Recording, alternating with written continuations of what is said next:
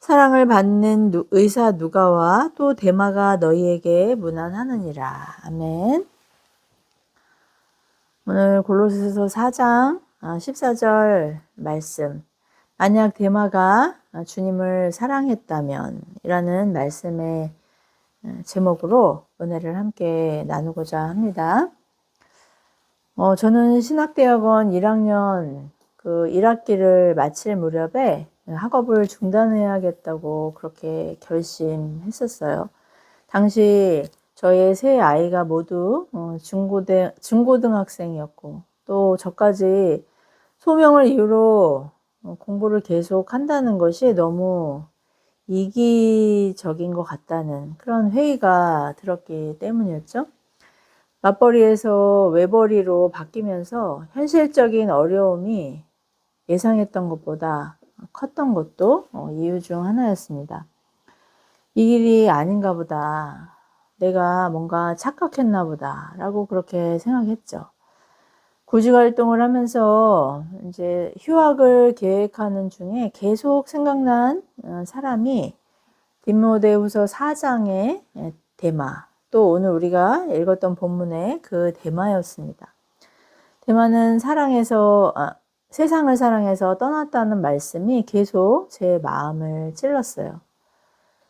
아니야, 애들 그러잖아요. 그런 것처럼 마음속으로 계속 나는 세상을 사랑해서 떠나는 것이 아니다. 이렇게 이제 부인을 했어요. 그래서 하나님 앞에 기도하기를, 하나님, 저는 하나님보다 세상을 더 사랑하는 것이 아니에요. 그건 주님도 아시잖아요. 그렇지만 학업을 이어간다는 것은 너무 이기적인 것 같아요. 저는 주님의 부르심을 오해했던 것 같아요. 말씀만 섬기겠다는 것은 제 욕심이었던 것 같아요. 용서해 주세요. 라고 정말 매일 울면서 그렇게 기도했던 것 같아요. 사실 복음을 전하는 일에 집중하는 사역자로 공동체를 섬기는 것이 모든 사람에게 주어진 소명은 아니에요.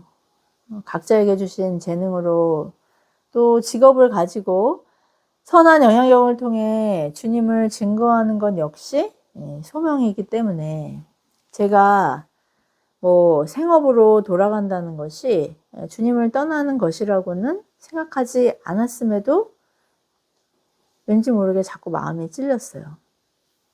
그리고 문제는 이미 신학교에 입학하기 몇 년 전부터 기도와 말씀 가운데 사역자로 부르심을 그렇게 확신하고 무모하지만 순종한다는 그런 마음으로 결정을 했던 것 같은데 이제 감당하기 어려운 상황을 만나니까 내가 뭔가 잘못 생각한 것 같다라고 그렇게 저의 선택을 의심했던 것이죠. 그때 뜻하지 않은 사고로 다리 인대가 파열되어서 구직에 대한 의지를 접어야만 했습니다. 이제 나는 어떡하지? 그렇게 낙심하고 있었는데 한 학년 선배 전도사님의 추천으로 그분이 사역하는 교회의 유치부 전도사가 되었어요. 교회에서 장학금을 후원해 주셔서 3년 학업을 무사히 마칠 수 있었습니다. 지금도 저는 현실적인 문제를 만날 때마다 또 결정적인 선택의 순간마다 항상 이 말씀을 생각하곤 해요. 데마는 세상을 사랑해서 나를 떠났다. 그런데 이 데마는 어떤 사람이었을까요? 그는 오늘 우리가 읽었던 그 짧은 본문에 등장해요. 또 사랑받는 누가와 데마가 너희에게 문안하느니라. 이렇게 등장을 하죠. 빌레몬서 1장 24절에서도 데마는 사도 바울의 신실한 동역자로 그렇게 소개됩니다. 그는 교회 안에서도 인정받는 사람이었어요. 무슨 문제가 있는 사람이 전혀 아니었어요. 오히려 신실한 동역자로 또 사랑받는 사람이었죠. 그러나 그의 마지막에 대한 기록은 전혀 뜻밖이에요. 디모데후서 4장 10절에서 사도 바울은 데마는 이 세상을 사랑하여 나를 버리고 떠났다라고 그렇게 기록합니다. 결정적인 순간에 그는 주님이 아니라 세상을 선택했던 것이죠. 이것은 단순히 바울에 대한 인간적인 배신이 아니라 신앙의 방향이, 사랑의 방향이 바뀌었다는 그런 의미예요.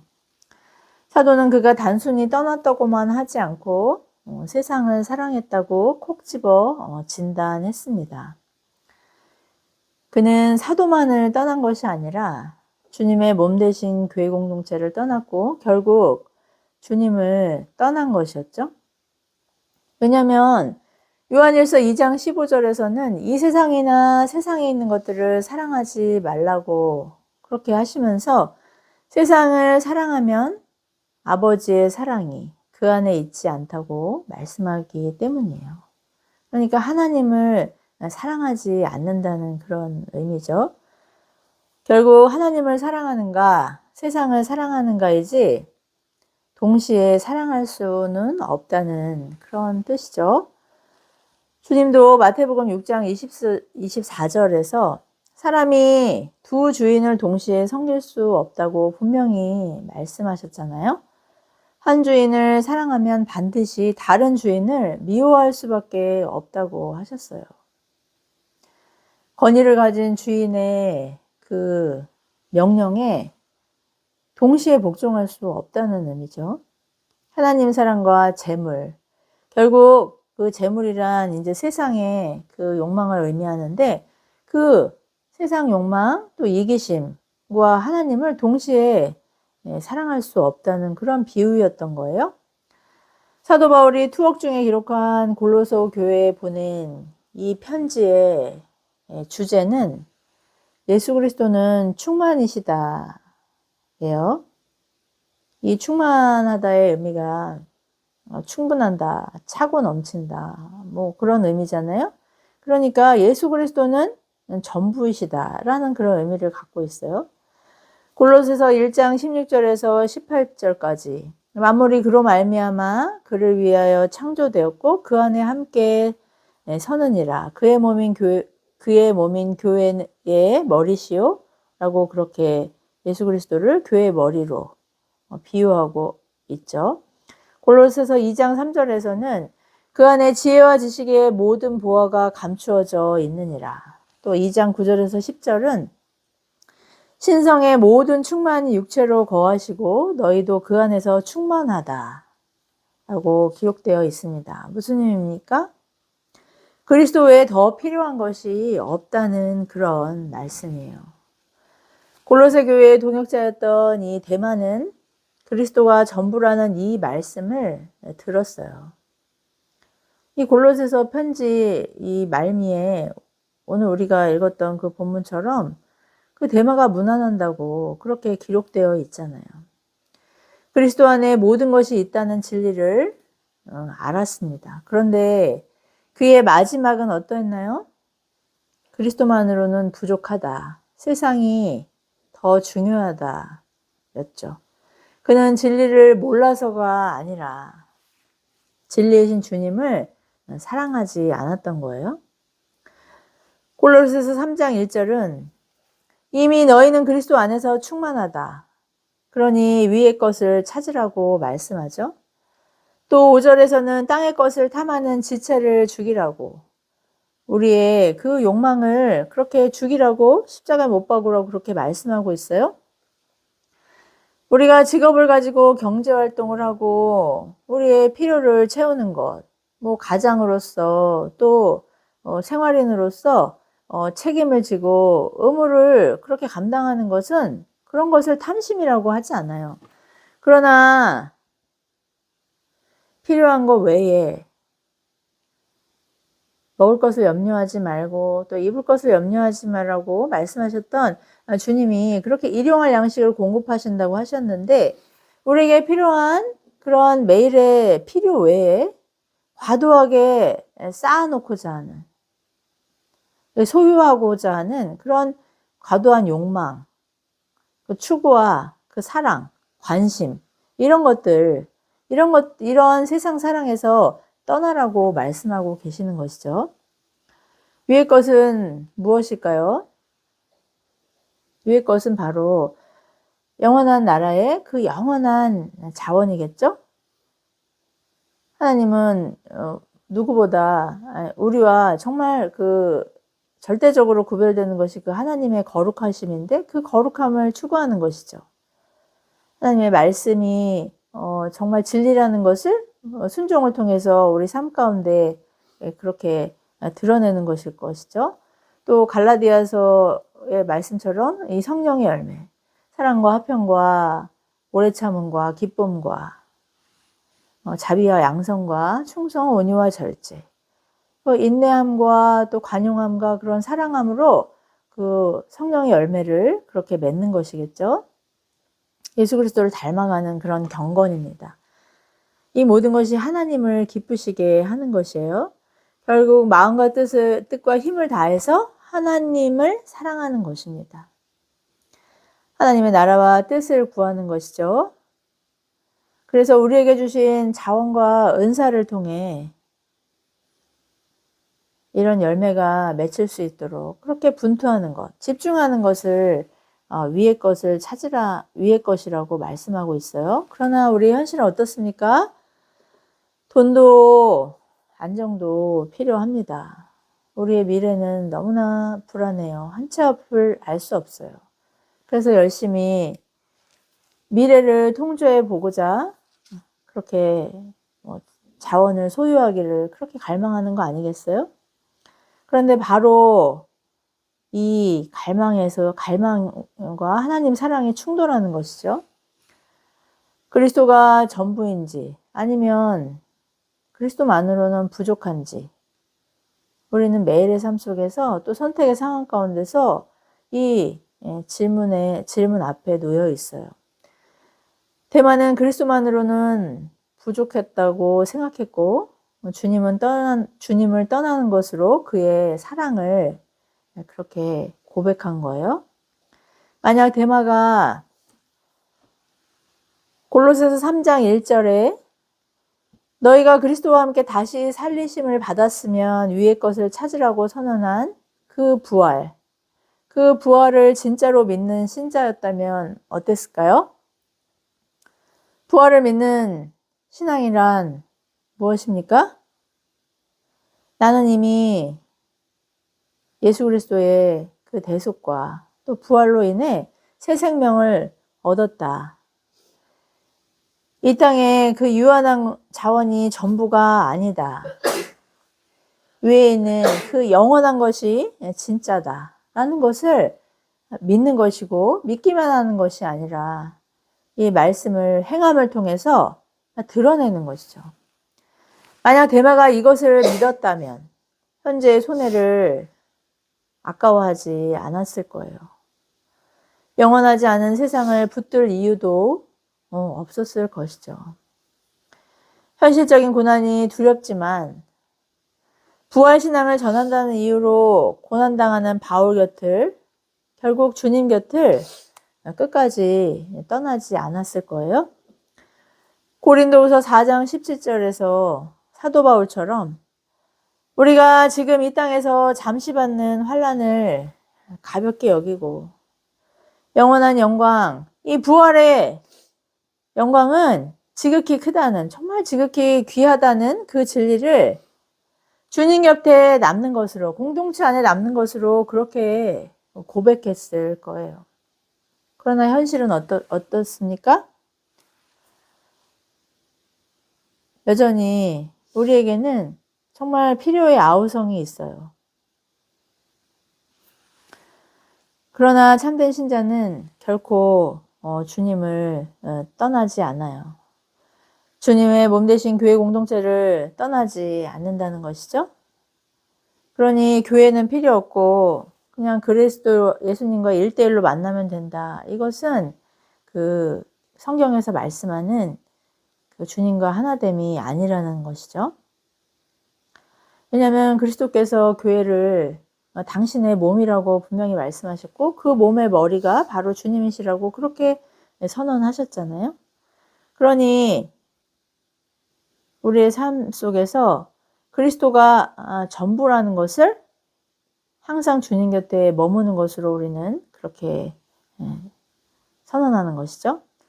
그리고 무엇보다 우리의 전부이신 그리스도가 우리를 붙들고 계시기 때문에 우리는 주님을 떠날 수 없습니다.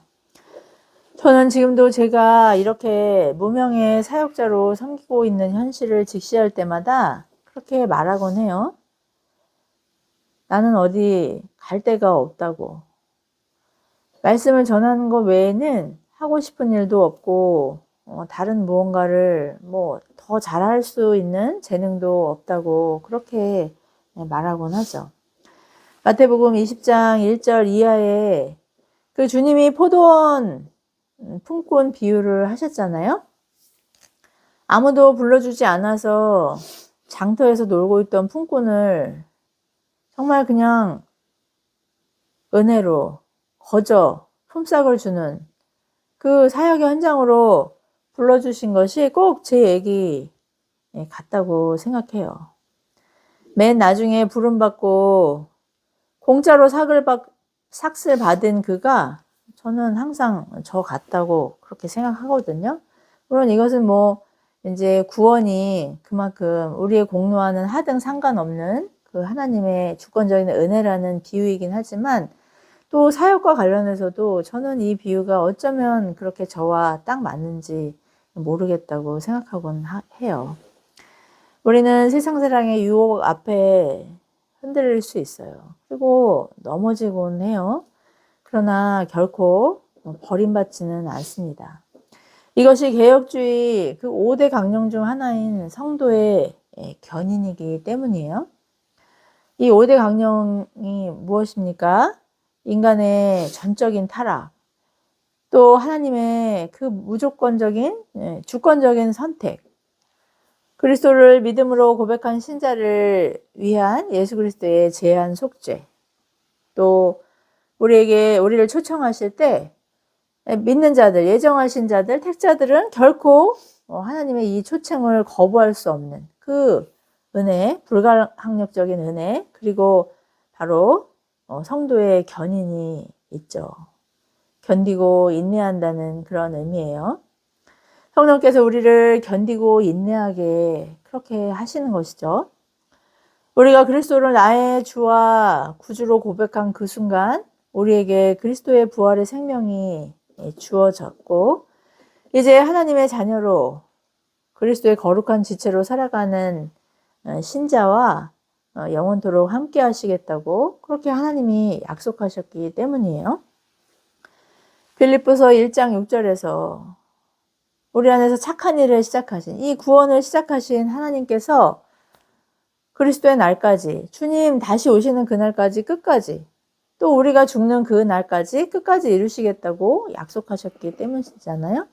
하나님은 미쁘시고 신실하시죠. 미쁘시고 신실하시다는 말씀의 의미가 뭐예요? 믿을만 하고 또 약속을 반드시 지킨다는 그런 의미잖아요. 하나님이 약속하신 일이에요. 그래서 부활의 생명을 소유한 신자는 흔들릴 수도 있고 넘어질 수 있어도 떠나지는 않아요. 아니, 그것은 불가능해요. 사랑하는 성도 여러분, 이 대만은 과거의 사람이 아니에요. 오늘 저와 여러분일 수 있습니다. 현실이냐, 부르심이냐, 안정이냐, 순종이냐, 세상이냐, 주님이냐를 분명하게 선택해야 하는 순간이 있다는 의미예요. 그리고 그 선택의 순간에 내가 무엇을 진짜로 사랑했는지가 드러나죠. 신앙은 우리가 의지적으로 내가 예수님의 생명을 가졌다는 것을 인정받기 위해서 그렇게 증명하는 것이 아니라 어쩌면 그렇게 하지 않아도 그냥 저절로 드러나는 것이기 때문이에요. 저도 여러분도 삶의 고비고비마다 이 선택의 순간 앞에 서게 되죠. 그때를 위해 매일매일 우리는 준비하고 있어야 해요. 예수 그리스도가 정말 여러분의 전부입니까? 아니면 아직은 그래도 세상이 또 다른 한편의 전부는 아닌가요? 우리 역시 교회 안에 있어요. 함께 예배하고 말씀을 듣습니다. 분주히 섬기죠. 그러나 동시에 세상도 붙들고 있지는 않나요? 영생은 죽어서 누리는 것이라고 그렇게 오해하고 있지는 않나요? 이 땅에 살아서는, 이 세상에 살면서는 안정과 성공과 인정과 물질을 그렇게 사랑할 수 있어요. 영원한 생명도 또 유한한 세상의 자원도 동시에 가질 수 있다고 그렇게 착각하고 있는 것이죠. 그러나 어느 한순간 둘 중 하나만을 선택해야 하는 때가 반드시 도래해요. 그것이 뭐 위기의 때이거나 뭐 유혹의 때이거나 그리고 마침내 주님 품에 안기는 그런 죽음의 때일 수 있어요. 대마의 문제는 교리를 몰랐던 것이 아니라 봉사를 안 했던 것이 아니라 사랑의 방향이 잘못되었다는 것이었죠. 위의 것을 생각하고 땅의 것을 생각하지 말라고 말씀하셨는데 여기서 이 생각한다는 그런 의미는 사랑한다는 의미거든요. 추구한다는 의미고 그 다음에 정말 의지적으로 그것을 소유하고 싶은 그런 갈망을 의미해요. 그렇기 때문에 사람은 생각을 따라 살기 마련이고 또 그것을 사랑할 수밖에 없어요. 여러분은 무엇을 자주 생각하시나요? 바른 선택은 갑자기 이루어지지 않습니다. 평소에 무엇을 생각하고 사는지, 또 무엇을 더 가치 있게 여기는지, 그것이 바로 그런 선택의 순간에 드러나는 것이죠. 그래서 사도는 말씀하고 있어요. 골로새서 3장 16절에서 그리스도의 말씀에 풍성히 거하라. 이것이 결정적인 순간에 바른 선택을 위한 준비이고 훈련이기 때문입니다. 예수 그리스도의 부활은 단순한 교리가 아니에요. 바른 선택을 가능하게 하는 성도의 능력입니다. 그 능력으로 손해를 감수하고 세상 사랑을 떠나고 끝까지 주님 곁에 남아있게 되는 것이죠. 왜냐하면 예수 그리스도의 영이신 성령께서 진짜 생명은 주님께만 있다는 것을 정말 이것이 나의 보화이고 나의 모든 것이라고 그렇게 확신케 하시기 때문이에요. 사랑하는 성도 여러분, 대만은 주님을 떠났어요. 그러나 하나님은 고난 중에서도 믿음을 지키고 선한 싸움을 싸우고 달려갈 길을 마치고 승리의 면류관을 그렇게 기대하며 주님 곁에 끝까지 남은 사도를 통해 말씀하셨죠. 그리스도가 나의 전부라고 말이죠. 여러분에게도 예수님만이 전부입니까? 아니면 주님과 세상이 공존할 수 있다고 그렇게 착각하고 계시나요? 부활의 생명을 소유한 신자도 흔들릴 수 있습니다. 저도 매 순간 흔들려요. 그리고 자주 넘어집니다. 그러나 떠나지는 않아요. 떠날 수 없습니다. 왜냐하면 그리스도가 저의 전부이시기 때문이에요. 매일을 부활의 생명과 감격으로 살아가는 우리에게 오늘은 단순한 기념일이 아니라 선택의 날이에요. 영생과 영벌의 결정적인 선택의 순간을 그 매일 말씀과 기도로 준비하는 저와 여러분 되길 축복합니다. 사랑의 방향을 늘 점검할 수 있길 바라요. 그래서 바로 그 순간에 세상이 아니라 그리스도를 선택하고 끝까지 주님 곁에 남아있는, 그래서 그 영원한 나라를 이 땅에서 누리고 또 마치 주님 다시 오실 그날에 함께 구원의 감격 가운데 찬미할 수 있는 저와 여러분 되기를 예수 그리스도의 이름으로 축복합니다. 기도하시겠습니다. 자비로우신 하나님 아버지, 죄로 죽을 수밖에 없었던 정말 비천한 인생들에게 예수 그리스도의 십자가의 대속과 또 부활의 생명을 주셔서 주님의 의를 덧입고 이렇게 하나님을 아빠 아버지라 부르며 성산의 하나님을 찬양하는 예배자로 또 하나님 나라의 신실한 그런 상속자와 청지기로 우리를 불러주시고 또 인도하시고 사랑해 주시는 은혜 감사와 찬양드립니다. 하나님 매일의 선택과 또 갈등 가운데서도 우리가 하나님을 사랑한다는 것, 우리의 노력으로 증명하라는 것이 아니라 우리 안에 계신 그 성령께서 부활의 생명을 통하여 드러나게 하신다는 확신 가운데 담대히 주님과 끝까지 동행하며 주님 곁에 남아서 그 부활의 생명을 소유한 하나님의 사람들임을 증거할 수 있는 저희 모두가 될 수 있도록 은혜를 더하여 주시기를 간절히 사모합니다. 모든 말씀 부활이요 생명이신 우리 주 예수 그리스도의 이름으로 간절히 기도드리옵나이다. 아멘.